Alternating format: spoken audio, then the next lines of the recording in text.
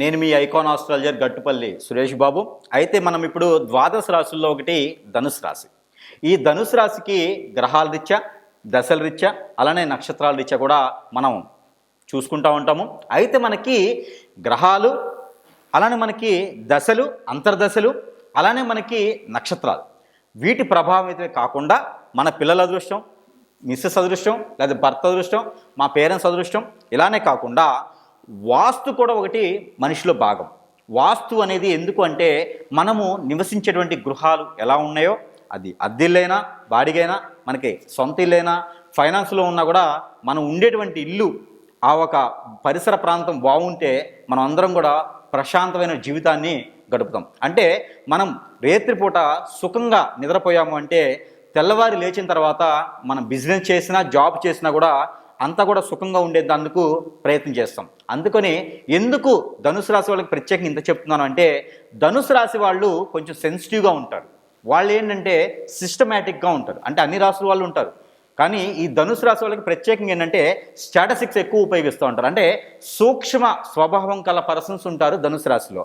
ఈ సూక్ష్మ స్వభావం కల పర్సన్స్ ఉన్న ఇంట్లో వాస్తు ప్రకారం కూడా బాగుంది అంటే వీళ్ళకి ఇంకా అద్భుతమైనటువంటి స్థానానికి, అద్భుతమైనటువంటి ఆ ఒక ప్రదేశానికి వెళ్ళేదానికి ఆస్కారం ఎక్కువ కనిపిస్తూ ఉంది.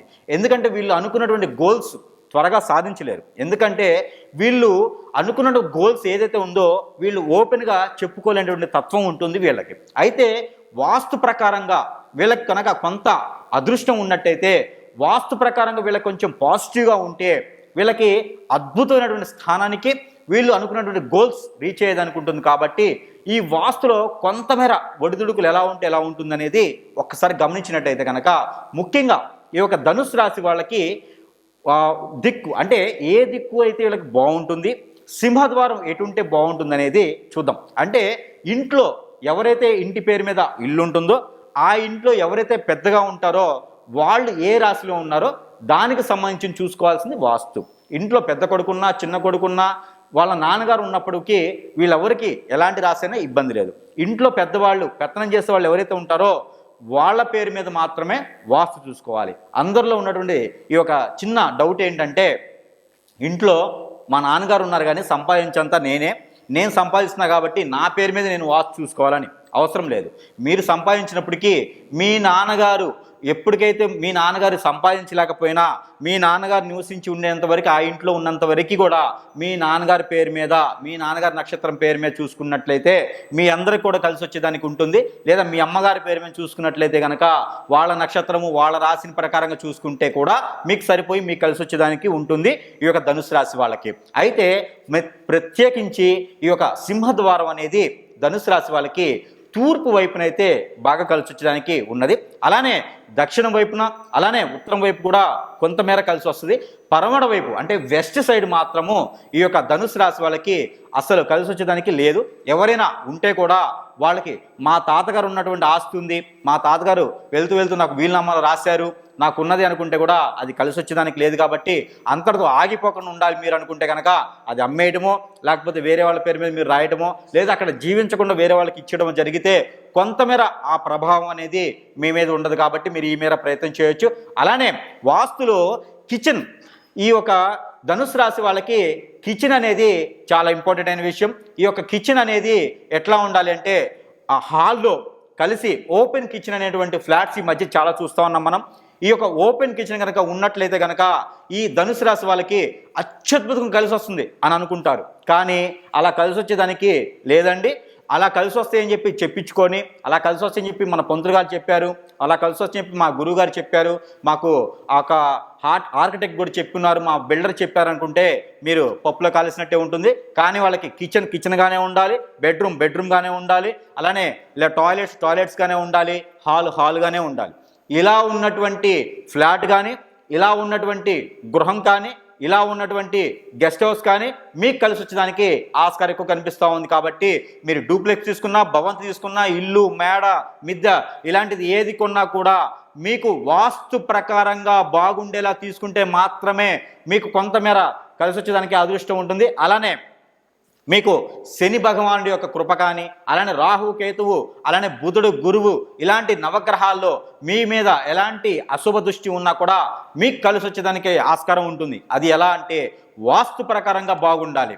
మీకు ఏదన్నా వాస్తు ప్రకారంగా చిన్నపాటి మలుపున్నా కూడాను మీకు కలిసి వచ్చేదానికి అదృష్టం లేదు కాబట్టి ఖచ్చితంగా వాస్తుని చూడండి.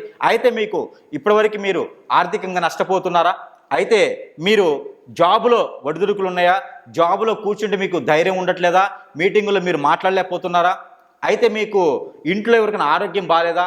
మీకేదన్నా గ్యాస్ ట్రబుల్ కానీ, స్టమక్ రిలేటెడ్ ప్రాబ్లమ్స్ కానీ, అలానే నర్సెస్ అంటే మీకు హార్మోన్స్ ప్రాబ్లమ్స్ కానీ, అలానే మీకు గ్రంథుల ప్రాబ్లం అంటే థైరాయిడ్ కానివ్వండి, సైనస్ కానీ, ఇవన్నీ గ్రంథులు, ఇలాంటి గ్రంథులకు సంబంధించినటువంటి ప్రాబ్లమ్స్ కానీ ఉన్నాయా? ఇవన్నీ మీకు గ్రహాల నుంచే కాదండి, వాస్తు ప్రకారంగా కూడా మీకు వచ్చేదానికి ఆస్కారం ఉంది. కాబట్టి ఖచ్చితంగా వాస్తు కూడా మనలో ఒక భాగం అని నమ్మాలి.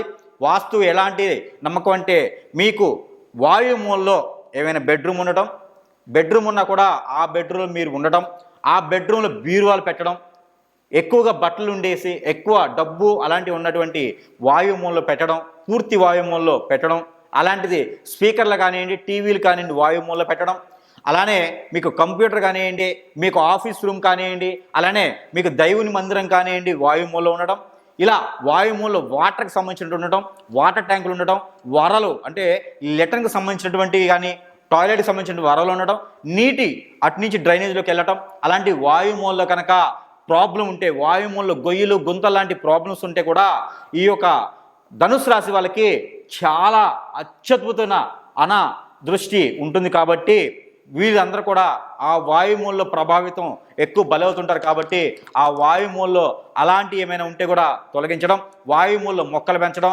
వాయుమూలలో వేప చెట్లు పెంచడం, వాయుమూలలో ఇంకా ఏదైనా మంచి మంచి పెద్ద చెట్లు పెంచడం వల్ల కూడా మీకు కలిసి వచ్చేదానికి ఆస్కారం లేదు.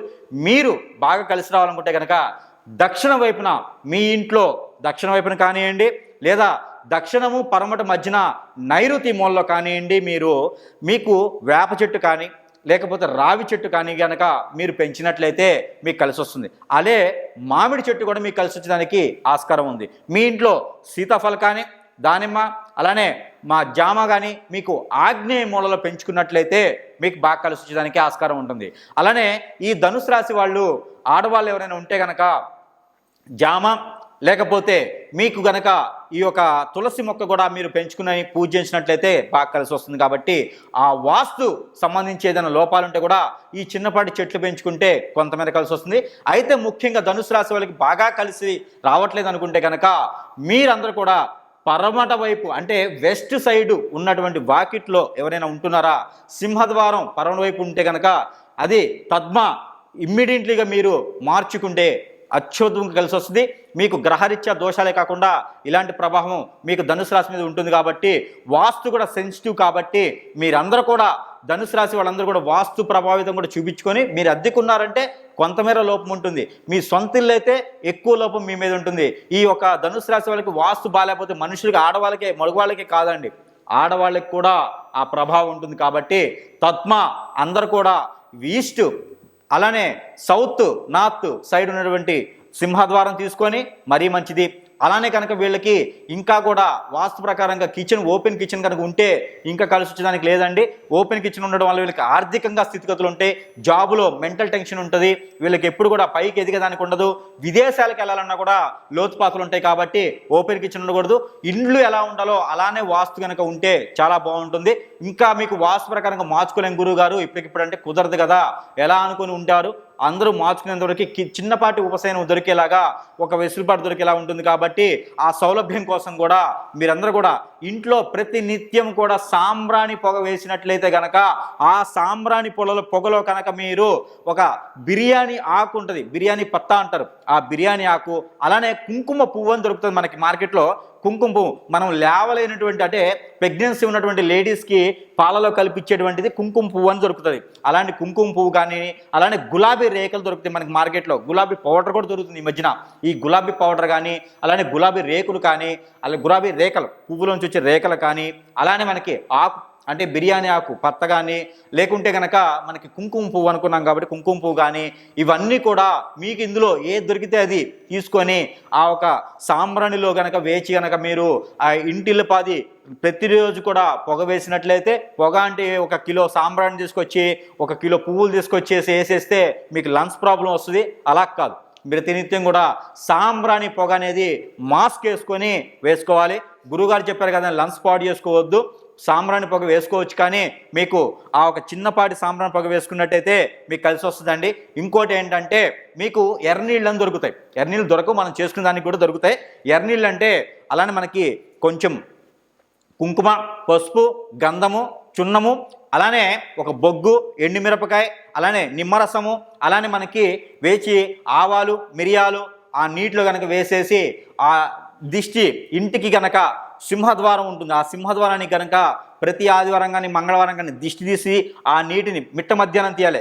అంటే మిట్ట మధ్యాహ్నం అంటే ఇక్కడ అభిజిత్ లగ్నంలో 1 గంటకి లోపు తీయాలి. 12 నుంచి 1 గంట లోపు కనుక ఈ దిష్టి కనుక ఇంటికి తీసి ఇంటి సింహద్వారం దగ్గర నిలబడి క్లాక్ వైజ్గా 7 టైమ్స్ తీసి కనుక ఆ నీటిని ఎక్కడైనా దూరంగా, ఇంటికి దూరంగా ఎక్కడైనా తుమ్మ చెట్లు కానీ, ఇంటికి దూరంగా ఎక్కడైనా పనికిరాని చెట్ల పొదలో కనుక పారించినట్లయితే కనుక ఆ ఇంటికి ఉన్నటువంటి నరదిష్టి, మీ మీద చూపించడం నరదిష్టి, ఇంట్లో ఉన్న అశాంతి కూడా తొలగిపోయేసి అద్భుతమైనటువంటి ఫలితాలు పొందేదానికి ఉంటుంది. కాబట్టి అది కూడా తాత్కాలికం మాత్రంగా ఉంటుంది. కాబట్టి మీరందరూ కూడా వాస్తు ప్రకారంగా అందరూ చూపించుకుని ఇంకా బాగుంటుంది. అప్పటి వరకు కూడా ఇలాంటి రెమెడీస్ చేసుకొని బాగుండేదానికి ఉంటుంది. కాబట్టి ధనుసు రాశి వాళ్ళందరూ కూడా ఇలాంటి చిన్న చిన్న ప్రెడిక్షన్స్ రెమెడీస్ చేసుకొని వాస్తు ప్రకారం కూడా బాగుండి సుఖంగా సంతోషాలతో ఉండాలని నేను కోరుకుంటా ఉన్నాను. జయ శ్రీమన్నారాయణ.